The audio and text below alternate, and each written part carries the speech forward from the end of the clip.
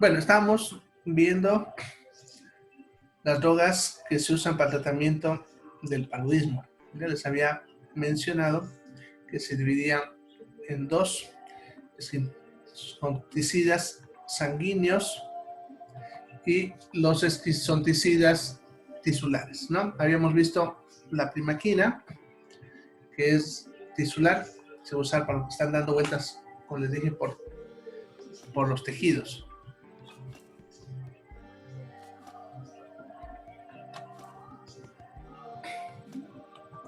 Bien, luego tenemos los esquizonticidas sanguíneos, que son los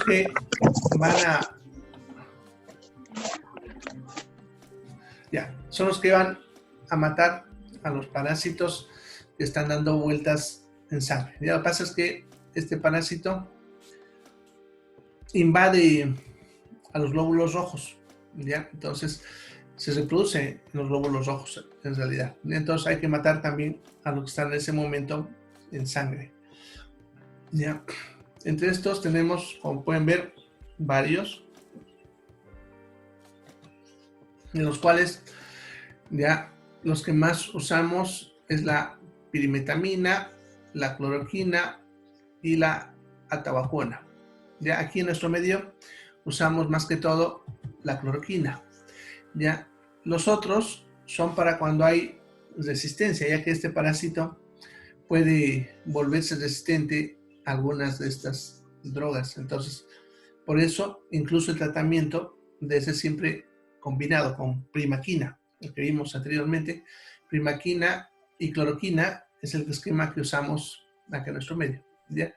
Pero en otros países usan los otros. Ya eso les aclaro porque acá en Bolivia nuestro parásito todavía no es muy resistente, así que con cloroquina y primaquina funciona bastante bien.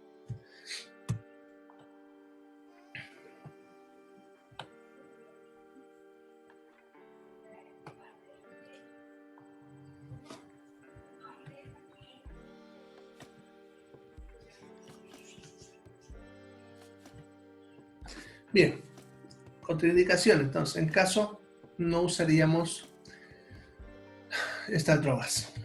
Estas drogas no lo vamos a usar en pacientes que tengan enfermedades de la retina, ¿no? Como por ejemplo pacientes diabéticos. Y el paciente diabético puede producir, la diabetes puede producir retinopatía. Y entonces cuando un paciente es diabético, siempre se debe controlar ya que no tenga retinopatía. Siempre se debe hacer esa investigación en los pacientes diabéticos, ¿ya? Pacientes que tuviesen cualquier enfermedad de cualquier tipo, ya, del ojo, sí, ya, alteraciones visuales que no tengan una causa conocida, ya, más que todo eso porque puede deberse, ya, a una retinopatía no diagnosticada. Pacientes con anemia, ya, igual que el anterior que vimos ayer, puede producir también anemias. La miastenia gravis, que es una enfermedad del sistema, de lo que es la unión neuromuscular, o sea, la conexión entre el sistema nervioso y el músculo. Ya, generalmente suele producir parálisis, ya, y algunas drogas como esta suelen empeorarla, ya, así que no se debe dar cuando el paciente ha sido diagnosticado con esta enfermedad. ¿Ya? Durante el embarazo, porque puede producir muerte fetal. Durante la lactancia no hay problema, como pueden ver, ¿ya? Y cualquier droga que produzca hipoplasia medular, ¿no? Asociado a las drogas que puedan producir ese efecto, ¿ya? Bien, en cuanto a efectos adversos, ¿ya? El más frecuente es el dolor abdominal. ¿Ya? Generalmente los pacientes se quejan bastante de esto. Sin embargo, como el caso de la cloroquina, por ejemplo, el paciente va a tomar la droga por 3 días solamente, ¿ya? Entonces, es algo, podemos decir, tolerable, ¿no? Dependiendo de la intensidad y del paciente. Bien, las alteraciones visuales siempre nos tienen que llamar la atención, lo mismo que el deterioro de la percepción de colores, ya que cualquiera de estos dos nos puede estar indicando que está lesionando la retina. Acuérdense que estas drogas lesionan la retina, entonces tiene siempre que estar presente este aspecto. Un paciente que se cree que está teniendo problemas para ver o los colores lo está viendo alterado, ya tenemos que verificar que no tenga retinopatía. Para eso la única forma es enviarlo al oftalmólogo y que él mire con su aparatito que tiene dentro del ojo, ¿ya? Puede producir opacificación de la córnea, no es frecuente, ¿ya? Pero cuando ocurre va a traer problemas visuales y debe detenerse, antes de que genere un daño permanente. Eso significa que cuando se ve que la córnea, que es la parte transparente del ojo, se está volviendo opaca o pierde su brillo, y eso indica que se va a opacificar, ya debemos suspender cualquiera de estas drogas. ¿Ya? Y bueno, mismo que la anemia, ¿no? La anemia también es producida por estas, por eso justamente está contraindicado en las anemias y la hipoplasia medular. Bien, en esos casos entonces debemos suspender el tratamiento o cambiar a otra droga de las que hemos visto, ¿no? Otra alternativa. Bien, entonces, ¿qué serían los antialúdicos? Bien, entonces, para terminar, vamos a ver los antihelmínticos. ¿Ya? Los antihelmínticos son drogas que se usan para el tratamiento de los parásitos que son de tipo helminto, que serían las lombrices de diferentes tipos, ¿ya? Hay dos tipos, ¿ya? Los nematelmintos, que son los gusanos redondos, y los platelmintos, que son los gusanos planos. ¿Ya? Vamos a empezar con los nematelmintos. ¿Ya? Para los nematelmintos se va a usar de tratamiento el mebendazol principalmente, ya que es el más efectivo y el que tiene menos efectos adversos. ¿Ya? Sirve para cualquiera de ellos. El tiabendazol se usa en crema y viene para lo que es la larva migrans cutánea. La piperacina y la pirantelina la vamos a usar en niños menores de 2 años, ya que el mebendazol y el albendazol, que es otro que vamos a ver ahorita, no se puede usar en niños menores de 2 años. ¿Ya? Y la ivermectina se usa solamente en parasitosis de difícil diagnóstico y tratamiento, como en el caso de lo que es las ulcinarias, como el Decatur americanus y el Ankylostoma duodenale, ya que esos son difíciles de exterminar. ¿En qué casos no usaríamos? Embarazo y lactancia. ¿Ya? Bien, en ninguno de esos después, como pueden ver, se puede usar en cualquier caso, ¿ya? Incluso las dosis son iguales para los niños que por los adultos, con excepción de los menores de 2 años, que en eso se prefiere la piperacina y la pirantelina. En cuanto a efectos adversos, muy frecuente el dolor abdominal, ¿ya?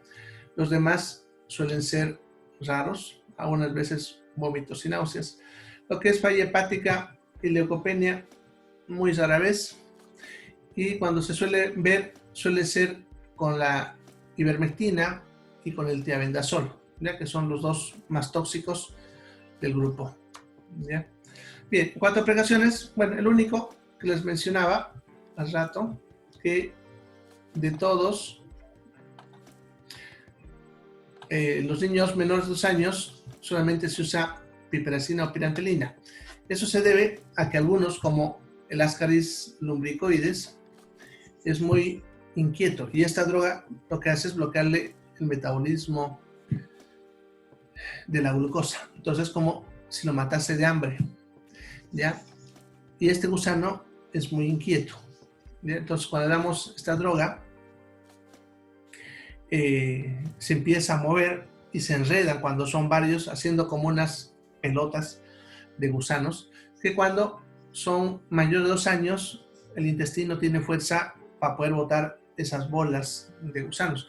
Pero los niños menores de 2 años no pueden y se queda trancado el intestino y a veces hay que operar. Entonces, para evitar que pase eso, se usa principalmente la pirantelina, ya que este no lo mata al parásito, pero lo paraliza, haciendo que nuestro mismo intestino lo vaya botando. Eso es lo que evita que se enrede en los niños menores de 2 años, pero también lo hace menos eficaz porque no lo mata y pudiese que el parásito recuperase su movilidad antes de ser expulsado del intestino, lo cual hace que vuelva a entrarse, ¿no? ¿Ya? Entonces, pero no hay alternativa en menores de 2 años, ¿ya? Por ese riesgo. Ya después de 2 años no hay ningún problema.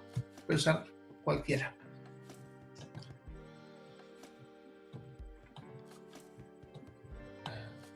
Bien, en cuanto a los platelmintos, serían los gusanos planos. Aquí tenemos a las tenias, las famosas solitarias principalmente.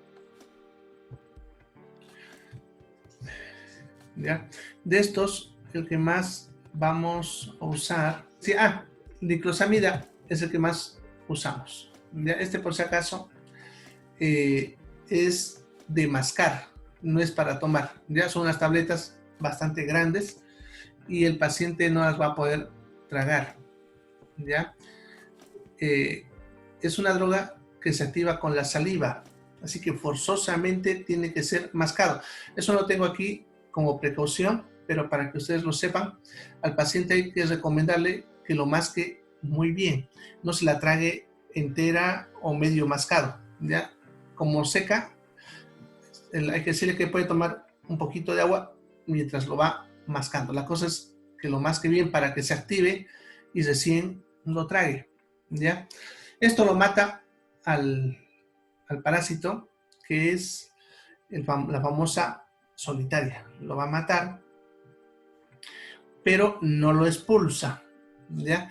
No es necesario expulsarlo, por si acaso, pero antiguamente había la costumbre de que con esta droga se daba un laxante, ¿ya? No es necesario, pero lo que pasa es que antes la gente quería ver el gusano, ¿no? Entonces, todavía algunos profesionales van a ver que lo indican esto más un laxante, ¿ya?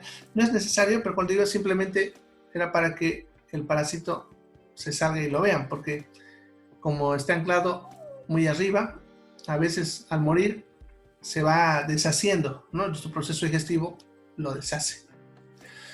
Bien, entonces eso va a servir para la tenia intestinal, pero no para el cisticerco ocular, ¿ya? Cuando está en el ojo, ¿ya? Es preferible para cuando está en el intestino. Bien, entonces, y el albendazol, que tal vez eso es lo que no les mencioné en la otra clase.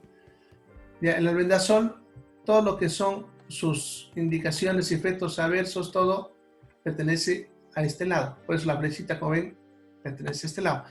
Sin embargo, el albendazol también sirve para matar a los platelmintos, o sea, sirve para los dos, para ambos. ¿Ya? El albendazol tiene la ventaja que mata incluso a los que están dando vueltas por la sangre, como la larva migrans, que es la larva de las ursinarias, que entra por la piel y a veces está dando vueltas por la sangre, se va a pulmón, madura, sube, nos los tragamos, ¿ya? Lo que pasa es que los de este otro grupo, estos no matan al que está haciendo esa vueltita por el cuerpo, solamente mata a los que están en el intestino. En cambio, este va a matar a todos, ¿ya?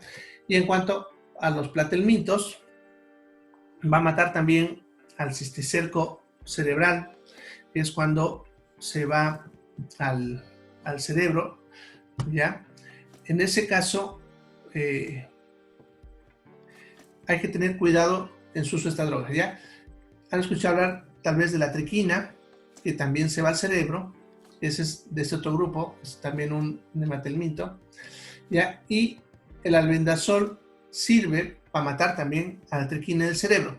Pero en estos dos casos, cuando está en el cerebro, hay que tener en cuenta que esta droga nunca se debe dar de forma ambulatoria, o sea, nunca se le debe dar para que el paciente tome la droga en la casa, ya que esa inflamación puede hacer que el cerebro también se inflame y pueda que el paciente se ponga bastante mal, ¿no? Que convulsione o entre en coma incluso, ¿ya? Por lo tanto, cuando se va al albendazol para la triquina o el cisticerco en el cerebro, al paciente hay que internarlo, ¿ya? Y en internación ya el tratamiento así, si se pone mal, el ratito actuamos y lo metemos a terapia y ya no se nos complica, ¿ya?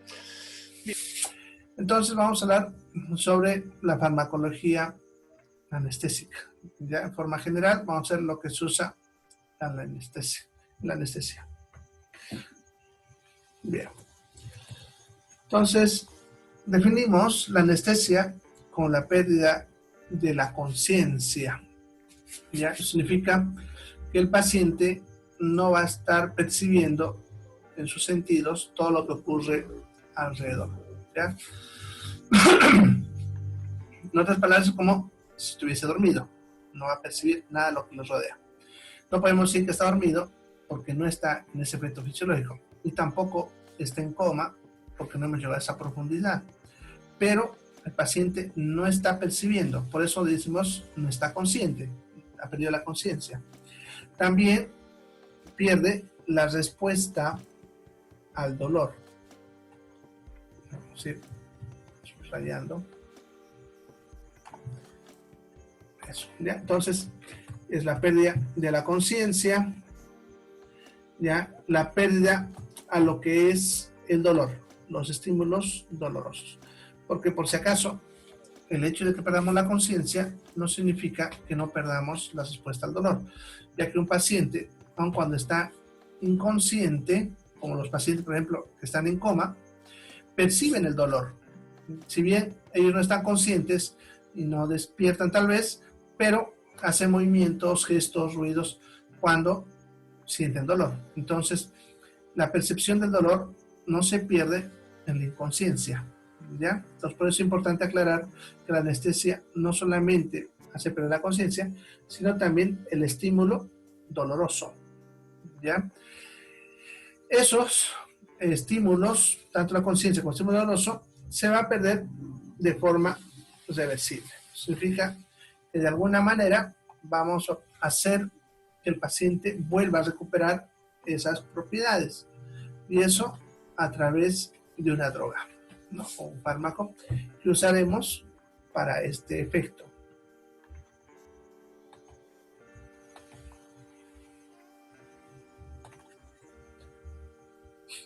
Bien. Entonces, la anestesia, cuando hablamos de anestesia general, por si acaso, tiene 4 fases, ¿ya? La fase 1 es cuando solamente hay analgesia, ¿ya? Se corta la percepción del dolor, pero no se va a cortar la conciencia ni los reflejos. Significa que el paciente puede percibir ya lo que está rodeando alrededor y puede tener algunos reflejos todavía funcionales. No se refiere tanto a los reflejos motores, como cuando le golpea la rodilla o otra parte, sino a los reflejos vagales, que son los reflejos que nosotros tenemos de defensa, ya como cuando algo nos molesta la garganta, tosemos, ese es un reflejo vagal, ya. Pero hay otros más, como cuando se aprieta el ojo o cuando se aprieta esta porción de acá, el bulbo carotidio, ya hace que la presión baje, el corazón lata más lento. También cuando el dióxido de carbono sube, vamos a respirar más, o sea, tenemos varios reflejos, ¿ya? En la fase 1 solamente se pierde el dolor.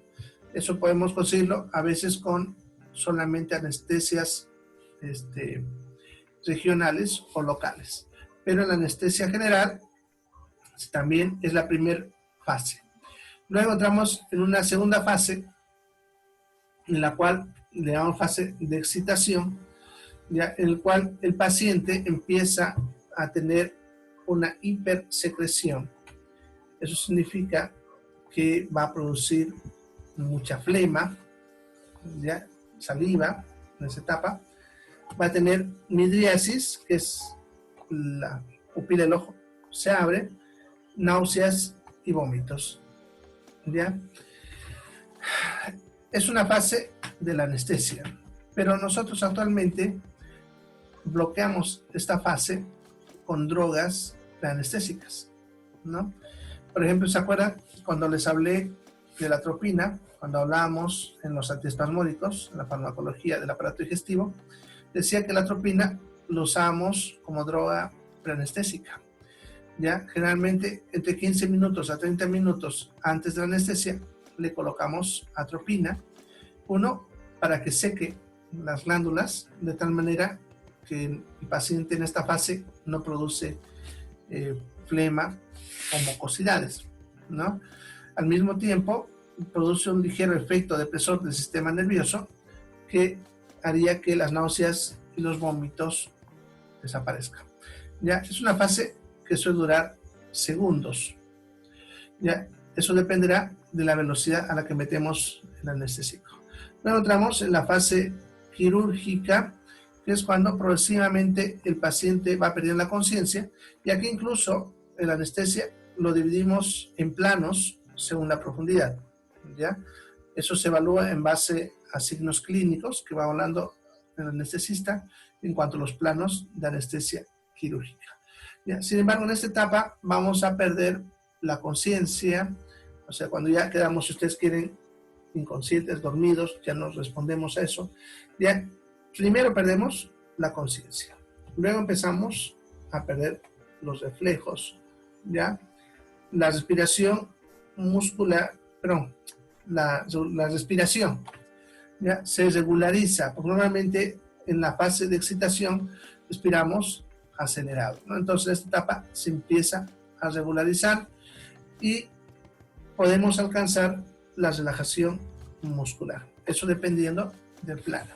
Entonces por eso dice ahí, es progresiva, y aquí es donde el anestesista juega con la dosis para ponerlo en un plano más profundo o en uno más superficial, dependiendo del tipo de cirugía, ¿ya? Si es una cirugía superficial en la que solamente vamos a cortar piel, de repente subcutáneo hasta músculo o hueso, no se necesita mucho que se regularice la respiración y la relajación muscular, porque no vamos a actuar sobre tórax o abdomen, ¿ya? Ahora, si se va a operar, por ejemplo, abdomen, necesitamos forzosamente que haya relajación muscular, ya que si no, cuando abrimos el abdomen, la presión de los músculos del abdomen hace que el intestino empiece a salir y no dejaría operar, estorbaría, ya que el intestino está peleando por salirse. Entonces, se necesita que el músculo esté relajado para que así no estemos peleando con los intestinos, ¿ya? Y luego se entra, si es que se profundiza más la anestesia, a una parálisis vulvar que va a llevar a la depresión central, que llevaría al paro cardiorrespiratorio. En una cirugía común y corriente nunca se llega a la fase 4. Sin embargo, en las cirugías de corazón, en la que necesitamos que haya un paro cardíaco para poder hacer que el corazón se detenga y podamos operar, en ese tipo de pacientes ingresamos hasta la fase 4, ¿ya? Para que así el corazón se detenga temporalmente, ¿no? Y podamos trabajar con él, ya teniendo en cuenta que obviamente hay un riesgo de que el corazón no arranque nuevo, que eso es un riesgo de la cirugía de corazón, ¿ya? En cambio, las otras cirugías, como no necesitamos tocar corazón, ¿ya? Y entrar a parálisis vulvar es riesgo de que el corazón no pueda arrancar nuevo, entonces no llegamos a este plano de profundidad en cualquier otra cirugía. ¿Ya? Bien, entonces serían las fases de la anestesia.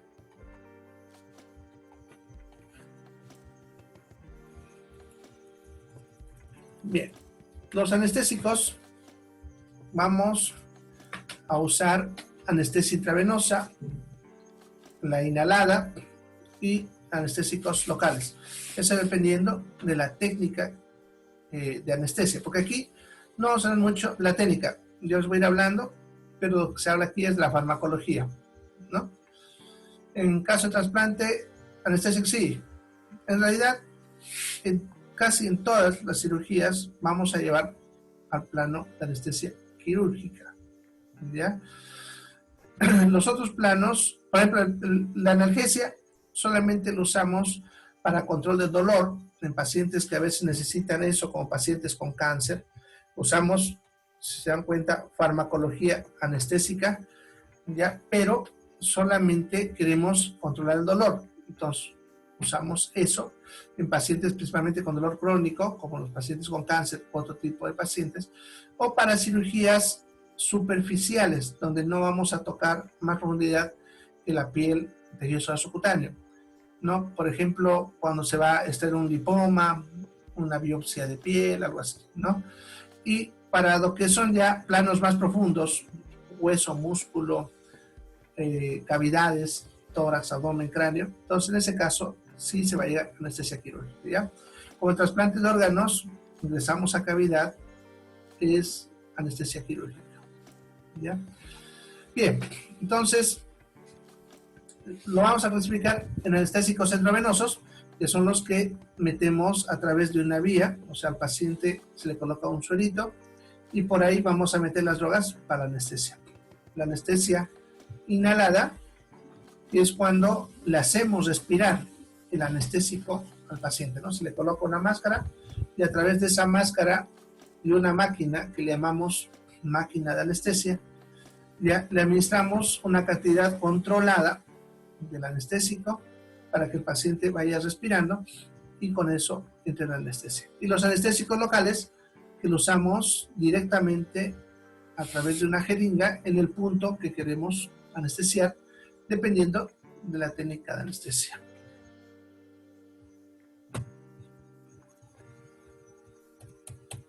Bien. Los anestésicos intravenosos, ¿ya?, van a tener algunas propiedades, ¿ya? Generalmente usamos una combinación de varios tipos de anestésicos o drogas, no siempre anestésicos, perdón, sino pueden ser otras drogas, que hacemos que al combinar tenga el efecto de un anestésico completo, ¿ya?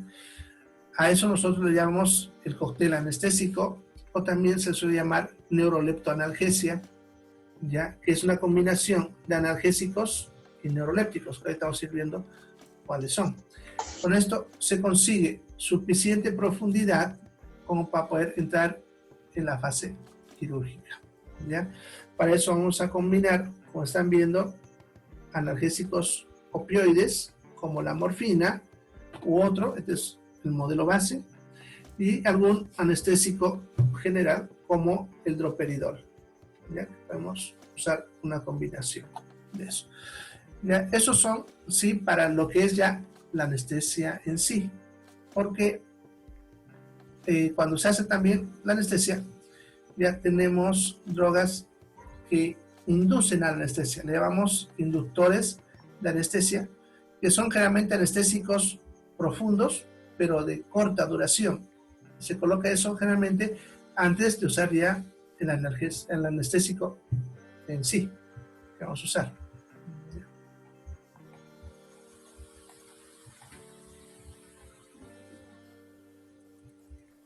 Bien, entre los analgésicos opioides que usamos para este tipo de anestesia, los más usados son la morfina y el fentanilo. Aquí usamos bastante el fentanilo o fentanil, que se suele llamar, ¿ya?, para hacer esta combinación que hemos visto ahorita, ¿ya?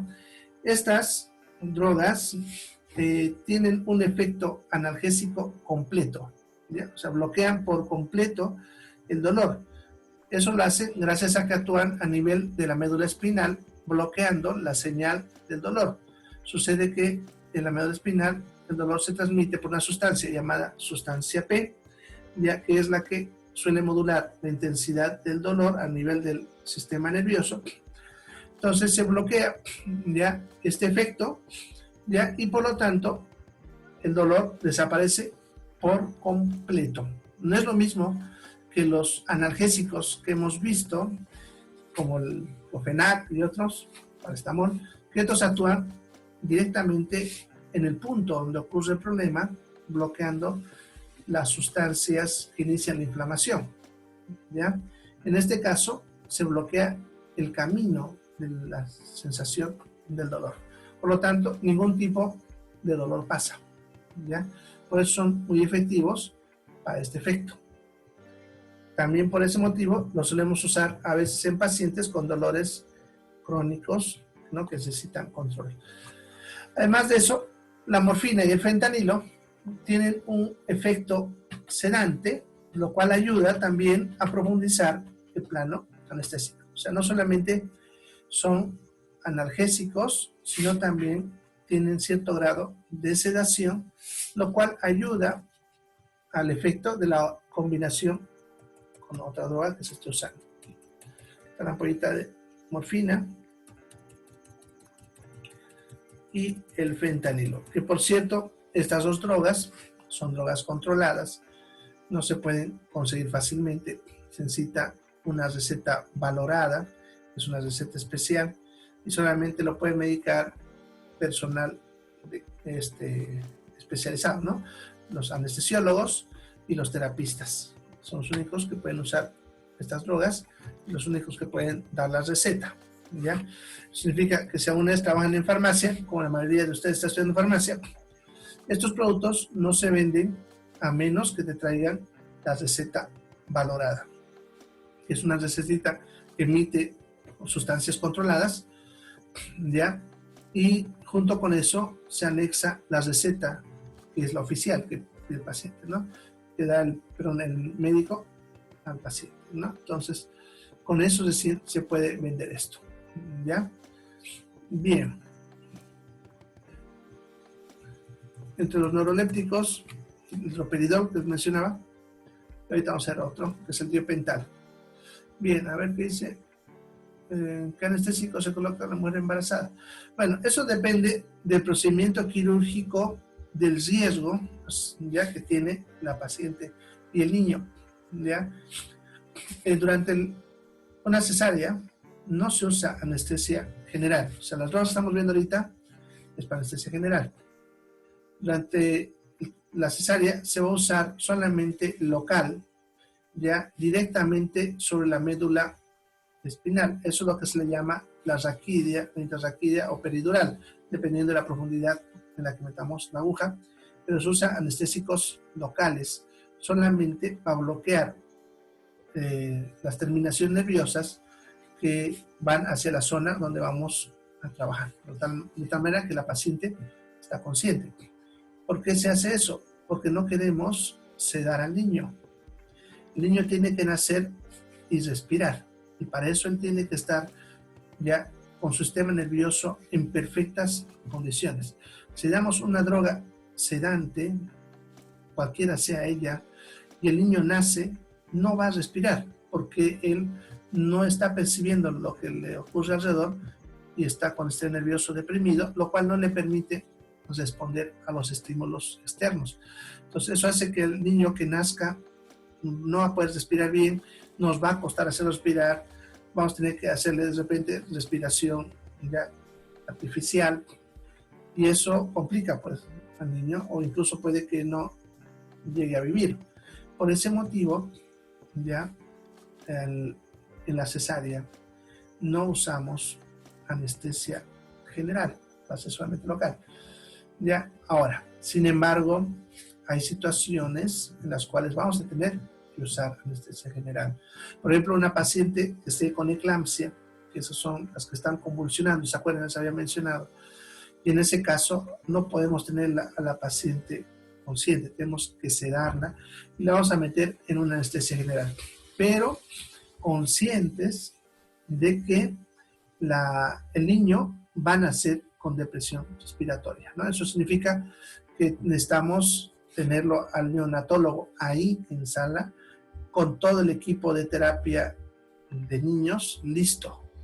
Ya significa tener armadito ya lo que es el tubo endotraqueal, la laringoscopio, todo, porque ese tipo de niños van a estar intubarse y de repente conectar al respirador hasta que le pase el efecto de la anestesia a ese niño. Ya se hace eso en ese caso porque una cirugía en un paciente que está convulsionando, si ustedes se dan cuenta, es prácticamente imposible, ¿no? Ya, pero después, en las cesáreas, vamos a usar anestésicos locales. Se usa la combinación de anestésicos locales. Y ahorita vamos a ver, le voy a decir, realmente usamos bupivacaína, ahí la pesada, la liviana, lidocaína. Hacemos combinaciones de anestésicos locales. Ya eso dependiendo de la duración de la cirugía. ¿Ya? Realmente para la cesárea usamos la bupivacaína. ¿Ya? Generalmente, pero podemos usar nosotros. Bien. El droperidol, entonces, es una droga que va a producir sedación completa del paciente con pérdida de reflejos. ¿Ya? Por lo tanto, el paciente va a estar, como están viendo, en calma, adormecido, ya va a potenciar el efecto sedante de la morfina, ya, que les mencionaba hace ratito, o sea que lo va a mantener dormido, ¿no? Va a evitar ese efecto de vómitos que decía que ocurre en la fase 2 y facilita el flujo sanguíneo. Por eso generalmente usamos esa combinación. ¿Ya? Aquí está el droperidol. Pero los otros que combinamos para la neuroleptoanalgesia tenemos algunos barbitúricos, que son varios, pero vamos a ver los que más usamos. Uno de ellos es el tiopental. ¿Ya? El tiopental es una droga de acción rápida y corta. Ya dura, están viendo, 20 a 30 minutos, por lo tanto es para procedimientos cortos y se pudiese extender aumentando dosis cumpliendo ese periodo, ¿no? Ya. El tiopental también se lo suele usar como inductor anestésico. Cuando se hace la anestesia inhalada o se usan otros anestésicos generales, se puede usar tiopental para producir un ingreso rápido a la anestesia y de ahí continuar ya con un anestésico de acción más prolongada y lenta. Ya, este es el famoso, no sé, escuchar alguna vez, la droga de la verdad, es el tiopental. ¿Ya? Y otro derivado de este, el pentotal. Son las dos drogas que se usan para lo mismo, pero en la fase de recuperación, el paciente se desinhibe y dice solamente la verdad, ¿no? Por eso, si alguna vez has estado cerca de un paciente que acaba de despertar la anestesia, ¿no? Te cuenta cosas que normalmente no te contaría. Bueno, los que han estado al lado de un paciente que acaba de salir de quirófano entienden ese aspecto. Bien, entonces eso sería el tiopental. Aquí está la fotito.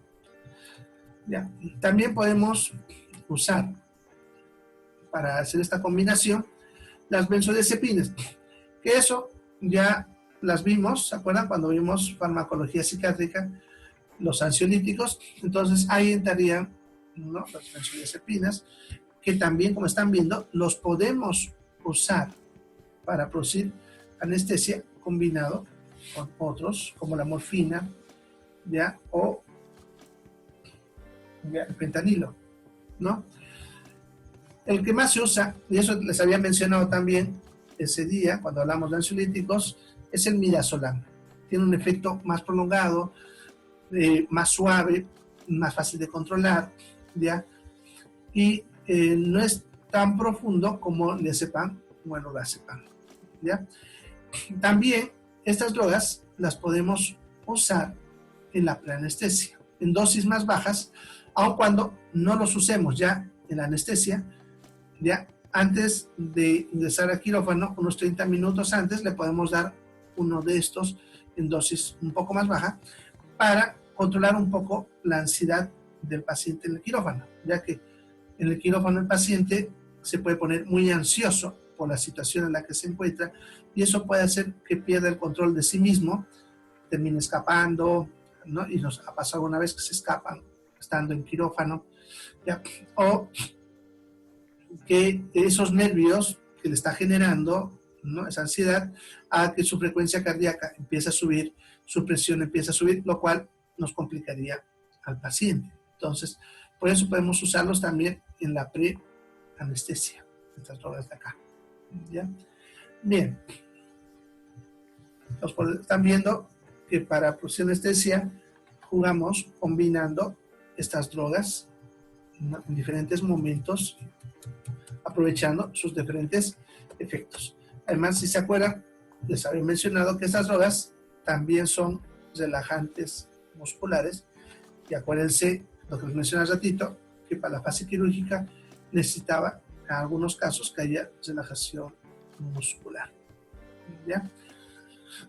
Bien, entonces sería estas drogas. Bien, la ketamina ya es un anestésico propiamente dicho, ya que él solito haría todos los efectos que les mencionaba hace rato, ¿no? No solamente va a hacer perder la conciencia, sino calmar el dolor y producirá relajación muscular, ya, él solito. Pero tarda en empezar. Entonces, lo que generalmente hacemos es usar el tiopental como inductor, ¿ya? Y una vez que el paciente ha entrado en anestesia, continuamos ya con ketamina, ya que la vamos colocando viendo venosa según el tiempo de la cirugía. El anestesista ya va colocando en base a necesidad, ya dependiendo de cuánto va a durar la anestesia. Su ventaja principal es que es de acción corta. Generalmente, ya les había mencionado anteriormente, que cuando las drogas son de acción corta, son más fáciles de controlar que las que son de acción prolongada. Entonces, eso nos permite jugar con los planos quirúrgicos, ¿no? Entonces, el paciente, si el cirujano ve que todavía está sintiendo o hay reflejo o hay lo que decía hace rato, contracción muscular, le pedirá al anestesista que profundice un poco más, entonces el anestesista podrá meter un poquito más para poder introducir un plano más profundo. Y si entra a mucha profundidad, reduce la dosis y entonces el paciente rápidamente vuelve a subir de plano. Ya es la ventaja cuando son de acción corta. Nos va a permitir, en este caso, que haya pérdida de conciencia, el relajamiento muscular y movilidad, la analgesia y la amnesia, que eso me había olvidado mencionarles con las benzodiazepinas. Creo que les había dicho cuando vimos el tema de ansiolíticos, que estas drogas producían amnesia. Y en un procedimiento quirúrgico, eso en parte es una ventaja, ¿no? Porque a veces el plano anestésico se sube, ¿no? Porque no todos somos iguales, entonces a veces a una dosis el paciente parece que entra en el plano adecuado para operar, pero de pronto otra vez se vuelve un plano más superficial, lo cual hace que o él perciba o se despierte incluso, ¿ya? Y entonces si usamos estas drogas evitaríamos ese trauma de haber percibido todo eso, ¿no? Sí, es amnesia temporal, no solamente de ese periodo que estuvo el paciente con la droga, ¿no? Incluso puede ser una anestesia, pero una amnesia en la cual el paciente tampoco recuerde minutos antes de haber entrado al quirófano. ¿Ya? Bien. El otro que usamos es el propofol. ¿Ya? Esta es una droga que también, por si acaso, entra el grupo de los ansiolíticos. ¿Ya? Sin embargo, no lo usamos como ansiolítico. Por eso no le puse cuando hablamos del tema de ansiolíticos, porque no entra en ese grupo, a pesar que farmacológicamente puede entrar, ¿no? Produce también efecto sedante, hipnótico, significa que lo duerme al paciente, ayuda a controlar la anestesia. Podemos hacer una combinación de algunos de los anestésicos anteriores y con mantenerlo durante el tiempo necesario, ¿ya? Bien, es de acción suave, como están viendo, y a los 40 segundos de haber infundido va a empezar a producir depresión del sistema nervioso, que es justamente lo que se espera que ocurra para la anestesia, ya, y me disminuye la presión arterial. Este efecto sí es un efecto que a veces es contraproducente, no lo queremos, pero sí nos serviría, por ejemplo, para un paciente hipertenso, ya que si vamos a operar un paciente hipertenso, para mantener el control de la presión, el quirófano, podemos usar esta droga y esto nos ayudaría a no solamente mantenerlo sedado, sino también nos compensaría la presión arterial, y eso nos ayudaría bastante dentro del quirófano a que el paciente no se complique. Bien, aquí está la fotito del producto, lo usamos bastante.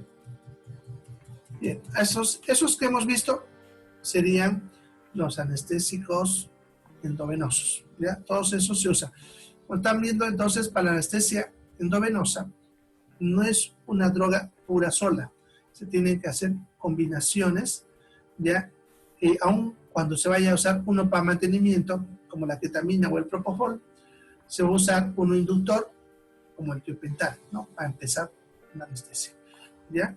Y lo único que jugamos ahí es la dosis para poder regular el plano quirúrgico. Bien, luego estarían los anestésicos inhalados. Estos anestésicos se los coloca a través de una máquina que justamente se llama máquina de anestesia. Es una maquinita que tiene un sistema para regular automáticamente la dosis a una cantidad precisa. Y es importante la máquina porque de forma manual no se puede dar con precisión la dosis, ¿ya? No pudiésemos calcular la dosis precisa que él tiene que respirar. Entonces, por eso es necesario la máquina anestésica. Ahora, las máquinas anestésicas vienen diseñadas para un anestésico específico. Eso significa que no puedo usar cualquiera de esos en cualquier máquina, ¿ya? Hay máquinas que pueden controlar varios tipos de anestésicos, ¿no? Pero se necesita por lo menos tener una piecita que se le cambia a cada máquina, que es para cada anestésico. Eso es importante conocerlo. Y entonces estamos nosotros en quirófano, necesitamos saber qué tipo de anestésico usa esa máquina para que según eso se pueda pedir al paciente, o si ustedes están, por ejemplo, en instrumentación, necesitan hacer control para verificar la lista de los medicamentos que trae el paciente, por ahí le dieron uno diferente, ya o de repente el anestesista es nuevo en el lugar y no sabía el que están usando y se necesita dar a conocer eso para hacer una buena anestesia.